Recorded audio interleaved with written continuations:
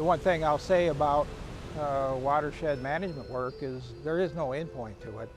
It's not like we're somehow going to magically solve all the problems that we have to deal with in the next few years or forever. So there's always going to be something to do in that area, and as long as I feel like it's the kind of thing I enjoy and I can make a contribution in it, I'll continue to work in it. My name is Dennis Hieman, and I work here for the California Regional Water Quality Control Board. And we have an office here in Redding, and I've worked here for about 30 years now. I worked on a number of water quality and fishery issues on the Sacramento River and other water bodies up in this area. So as we look upstream in the river, we're seeing some of the really high quality spawning gravels that are used by the fish here. So they can only go about 4 miles beyond this point upstream, and they will at that point encounter Shasta Dam, a huge structure that blocks any further migration. What we're looking at here behind me is what's referred to as the three Shastas. The first being Shasta Dam, Shasta Reservoir behind that, and then the far distance, about 60 miles up Interstate 5, is Mount Shasta.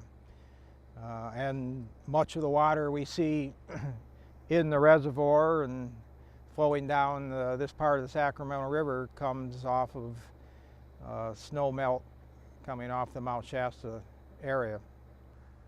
Well, if these dams and these reservoirs were never put in place, we definitely would not have the vast acreage of irrigated farmland that we now have in the Sacramento Valley and also the San Joaquin Valley. Flooding would be more of an issue because that's one of the purposes of the dam, is to hold back high flows during the winter time, during peak storm events, and release that under a more controlled schedule. Back in the early 1900s was what was considered the heyday of copper mining in the Shasta County area.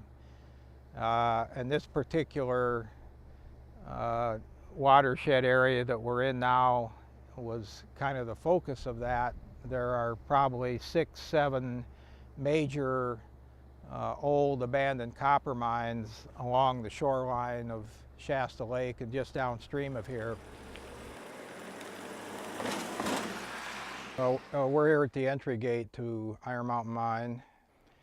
I started working on the Iron Mountain Mine problem for the regional board, I think in about 1980. We had taken some enforcement action against the mine owners for failure to operate a kind of a crude treatment system prior to the one that we're looking at here now. And we pursued that action and tried to get them to improve the treatment process for several years, and then in 1984 it became an EPA National Superfund site, and at that point EPA pretty much took over. Although I'll have to admit, my daughter accuses me of being what she calls a redneck environmentalist, that I want to save the world, I want to save fish and wildlife populations of the world so I can catch and shoot more of them. So that's the way she views my interest. I won't admit to that.